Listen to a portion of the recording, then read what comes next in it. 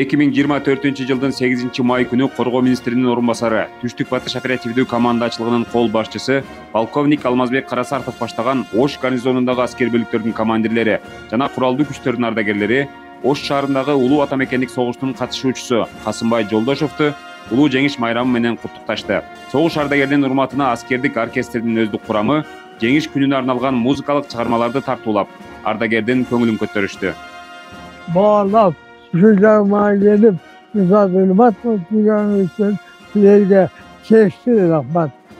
Hiç harbiden barbarlar, harbiden çekmesinler, edin harbiden beytinlikte yaşam.